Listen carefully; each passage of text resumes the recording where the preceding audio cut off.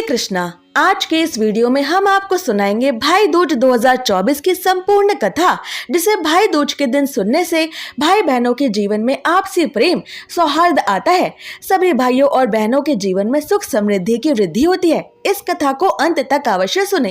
भगवान श्री कृष्ण इस कथा को भाई दूज के दिन सुन रहे सभी भाई बहनों के जीवन को अपार प्रेम और खुशियों से भरे, उनकी सभी मनोकामनाएं पूरी हो। तो आइए अब शुरू करते हैं भाई दूज 2024 की कथा। तो प्रेम से बोलिए श्री गणेशाय नमः। भाई दूज की पौराणिक कथा के अनुसार सूर्य देव की पत्नी संज्ञा से 2 संतानें थी, पुत्र यमराज तथा पुत्री यमुना। संज्ञा सूर्य देव का तेज सहन ना कर पाने के कारण अपनी छाया मूर्ति का निर्माण करके उन्हें ही अपने पुत्र पुत्री को सौंपकर वहां से चली गई।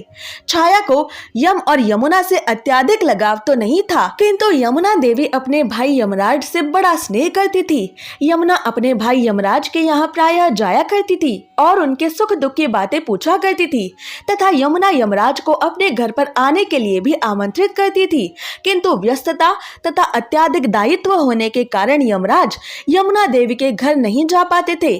फिर एक बार कार्तिक मास के शुक्ल पक्ष की द्वितीया तिथि को यमराज अपनी बहन यमुना देवी के घर अचानक जा पहुंचे। बहन के घर जाते समय यमराज ने नरक में वास करने वाले सभी जीवों को मुक्त कर दिया। बहन यमुना ने अपने भाई का बड़ा ही आदर सत्कार किया, विविध प्रकार के व्यंजन बनाकर उन्हें भोजन कराया तथा यमराज के शीश पर तिलक भी लगाया। जब यमराज वहां से चलने लगे तब उन्होंने यमुना देवी से कोई भी मनोवांछित वर मांगने का अनुरोध किया। यमुना ने उनके आग्रह को देखकर कहा, भैया, यदि आप मुझे वरदान देना ही चाहते हैं तो यही वरदान दीजिए कि आज के दिन प्रतिवर्ष आप मेरे यहाँ आया करेंगे और मेरा अतिथि सत्कार स्वीकार करेंगे।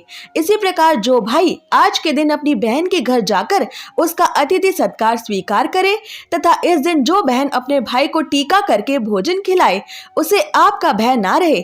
इसी के साथ यमराज ने यमुना देवी को ये भी वरदान दिया कि यदि इस दिन कोई भाई बहन यमुना नदी में डुबकी लगाएंगे तो वो यमराज के प्रकोप से बचे रहेंगे। तभी से भाई बहन का ये त्योहार मनाया जाने लगा। भैया दूज त्योहार का मुख्य उद्देश्य भाई बहन के मध्य सद्भावना तथा एक दूसरे के प्रति निष्कपट प्रेम को प्रोत्साहित करना है। भैया दूज के दिन 5 दिनों तक चलने वाले दीपावली उत्सव का भी समापन हो जाता है। इस दिन अगर अपनी बहन ना हो तो ममेरी, फुफेरी या मौसेरी बहनों को उपहार देकर ईश्वर का आशीर्वाद प्राप्त कर सकते हैं। जो पुरुष यम द्वितीया को बहन के हाथों का खाना खाते हैं उसे धर्म, धन, अर्थ, आयुष्य और विविध प्रकार के सुख प्राप्त होते हैं। साथ ही यम द्वितीया के दिन शाम को घर में बत्ती जलाने से पहले घर के बाहर 4 बत्तियों से युक्त दीपक जलाकर दीप दान करना भी फलदायी होता है। भाई दूज की दूसरी कथा के अनुसार एक बुढ़िया माई थी, उसके 7 बेटे और एक बेटी थी। बेटी की शादी हो चुकी थी, पर जब भी उस वृद्ध महिला के बेटे की शादी होती तो एक नाग आता और उसके बेटे को डस लेता था, जिससे उस वृद्ध महिला के बेटे के प्राणों का अंत हो जाता था और बहुरानी विधवा बन जाती थी। इस तरह उस वृद्ध महिला के 6 बेटे ईश्वर के पास चले गए थे। अब उस वृद्ध महिला के 7वें बेटे की शादी होनी बाकी थी। इस तरह अपने बेटों की अकाल अंत से दुखी बूढ़ी माई रो रो कर अंधी हो चुकी थी। फिर भाई दूज का त्योहार आने को हुआ तो 7वें भाई ने कहा कि मैं बहन से तिलक कराने जाऊंगा। माँ ने कहा कि ठीक है। उधर जब बहन को पता चला कि उसका भाई आ रहा है तो वो खुशी से उत्साहित होकर पड़ोसन के घर गई और पूछने लगी कि जब बहुत प्यारा भाई घर आए तो क्या बनाना चाहिए। तब पड़ोसन उसकी खुशी और उसके भाई के प्रति उसका निष्ठल प्रेम देखकर जल भुन गई और कह दिया कि दूध से रसोई लेप और घी में चावल पका। भोली बहन ने ऐसा ही किया। उधर भाई जब अपनी बहन के घर जा रहा था तो उसे रास्ते में एक सांप मिला। सांप उसे डसने को तैयार हुआ। तब भाई उस सांप से बोला, तुम मुझे क्यों डस रहे हो? तो सांप बोला, मैं तुम्हारा काल हूँ और मुझे तुमको डसना है। तो भाई बोला कि मेरी बहन आज भाई दूज पर मेरा इंतजार कर रही है, मैं जब तिलक कराकर वापस लौटूंगा तब तुम मुझे डस लेना। तो सांप ने कहा, भला आज तक कोई अपने जीवन के अंत के लिए लौट कर आया है जो तुम वापस आओगे? तो भाई ने कहा, हे सर्प, अगर तुझे यकीन नहीं है तो तू मेरी झोली में बैठ जा। जब मैं अपनी बहन से तिलक करा लूंगा तब तुम मुझे डस लेना। सांप ने ऐसा ही किया। भाई अपनी बहन के घर पहुंचा। दोनों बड़े खुश हुए। भाई बोला, बहन जल्दी से खाना दे, बड़ी ही भूख लगी है। बहन क्या करे, ना तो दूध की रसोई सूखे और ना ही घी में चावल पके। तो भाई ने पूछा, बहन इतनी देर क्यों लग रही है, तो क्या पका रही है?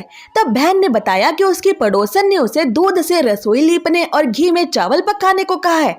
भाई बोला, पगली, कहीं घी में भी चावल पके हैं या दूध से कोई रसोई लिपती है?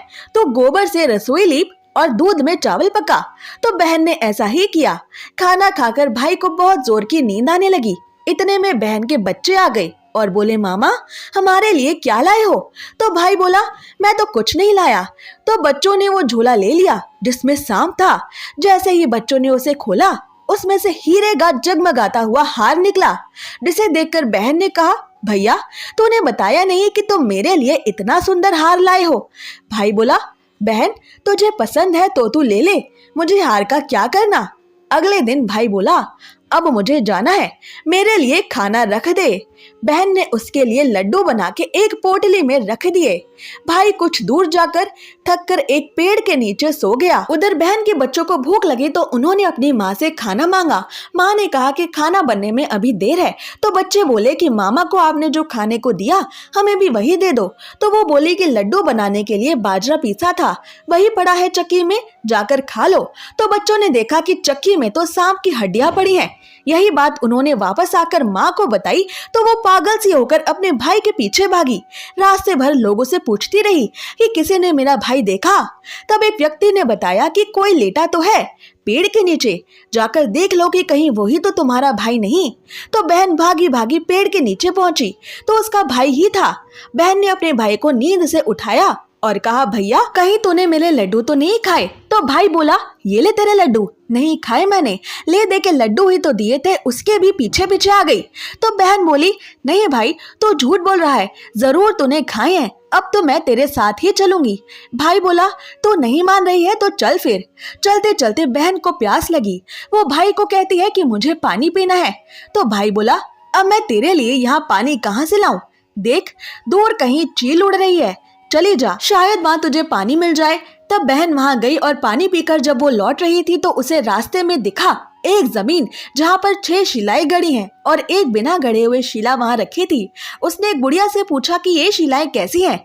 उस बुढ़िया ने बताया कि एक बुढ़िया है, उसके 7 बेटे थे। 6 बेटे तो शादी के मंडप में ही प्राण छोड़कर चले गए। उनके ही नाम की ये 6 शिलाएं जमीन में गड़ी हैं। अभी 7वें बेटे की शादी होनी बाकी है। जब उसकी शादी होगी तो वो भी मंडप में ही प्राण त्याग जाएगा।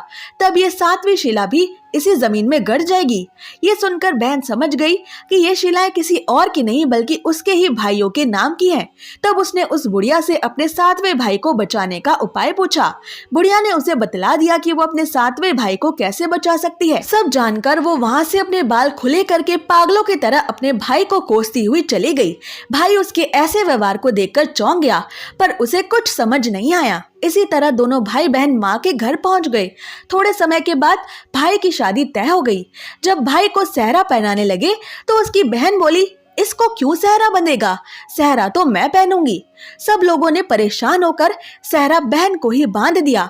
बहन ने देखा कि उसमें कलगी में एक कलगी की जगह सांप का बच्चा छुपा था। बहन ने उसे निकालकर फेंक दिया। अब जब भाई घोड़ी चढ़ने लगा तो बहन फिर बोली, ये क्यों घोड़ी चढ़ेगा? घोड़ी पर तो मैं बैठूंगी, इसका तो अंत निश्चित है। सब लोग बहुत परेशान हुए। सबने उसकी बहन को घोड़ी पर भी चढ़ने दिया। अब जब बारात चलने को हुई तब बहन बोली, ये क्यों दरवाजे से निकलेगा? दरवाजे से तो मैं निकलूंगी, ये तो पीछे के रास्ते से जाएगा। जब वो दरवाजे से नीचे जा रही थी तो दरवाजा अचानक गिरने लगा। बहन ने एक ईंट उठाकर अपनी चुनरी में रख ली। दरवाजा वहीं के वहीं रुक गया। सब लोगों को बड़ा अचंभा हुआ। रास्ते में एक जगह बारात रुकी तो भाई को पीपल के पेड़ के नीचे खड़ा कर दिया गया। तो बहन कहने लगी, ये क्यों छांव में खड़ा होगा? ये तो धूप में खड़ा होगा, छांव में तो मैं खड़ी होंगी। जैसे ही वो पेड़ के नीचे खड़ी हुई, पेड़ गिरने लगा। बहन ने एक पत्ता तोड़कर अपनी चुनरी में रख लिया और पेड़ वहीं रुक गया। अब तो सबको विश्वास हो गया कि ये कन्या कोई जादू टोना सीख कर आई है, जो ये बार बार अपने भाई की रक्षा कर रही है। ऐसे करते करते फेरों का समय आ गया। जब दुल्हन आई तो बहन ने दुल्हन के कान में कहा, अब तक तो तेरे पति को मैंने बचा लिया, अब तू ही अपने पति और साथ ही अपने प्राण त्याग चुके जेठों को बचा सकती है। अब फेरों के समय एक नाग आया। वो जैसे ही दूल्हे को डसने को हुआ, दुल्हन ने उसे एक लोटे में भरकर ऊपर से बंद कर दिया। थोड़ी देर बाद नागिन वहां पर आई और दुल्हन से बोली, तो मेरा पति छोड़। तो दुल्हन बोली, पहले तू मेरा पति छोड़। नागिन ने कहा, ठीक है, मैंने तेरा पति छोड़ा। तो दुल्हन बोली कि ऐसे नहीं, पहले 3 बार बोल। नागिन ने 3 बार बोला। फिर बोली कि अब मेरे पति को छोड़ दे। तो दुल्हन बोली, एक मेरे ही पति से क्या होगा, हंसने बोलने के लिए जेठ भी तो होना चाहिए, एक जेठ को भी छोड़। नागिन ने जेठ के भी प्राण दे दिए। फिर दुल्हन ने कहा, एक जेठ से लड़ाई हो गई तो एक और जेठ, वो विदेश चला गया तो तीसरा जेठ भी छोड़।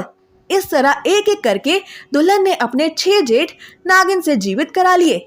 उधर रो रो कर बुढ़िया का बुरा हाल था कि अब तो मेरा 7वां बेटा भी बाकी बेटों की तरह शरीर छोड़कर चला जाएगा। तभी गांव वालों ने उसे बताया कि उसके 7 बेटे और बहुएं घर आ रहे हैं। तो बुढ़िया ये सुनकर बोली, अगर ये बात सच हो तो मेरी आंखों की रोशनी वापस आ जाए और मेरे सीने से दुग्ध की धार बहने लगे। और चमत्कारी तौर पर ऐसा ही हुआ। अपने सारे बहू बेटों को देखकर वो बुढ़िया अत्यंत खुश हुई और बोली, ये सब तो मेरी भाग्यवान पुत्री के द्वारा किया गया है, कहाँ है मेरी बेटी। तब सभी लोग उन सभी भाइयों की बहन को ढूंढने लगे। देखा तो वो एक भूसे की कोठरी में सो रही थी। जब उसे पता चला कि उसके सभी भाई सही सलामत है, सभी दोबारा जीवित हो गए हैं और 7वां भाई भी सलामत है, तो वो वापस अपने घर की ओर चल दी। उसके पीछे पीछे सारी लक्ष्मी भी जाने लगी। ये देखकर बुढ़िया ने कहा, बेटी पीछे मुड़कर देख, तो सारी लक्ष्मी ले जाएगी तो तेरे भाई भाभी क्या खाएंगे।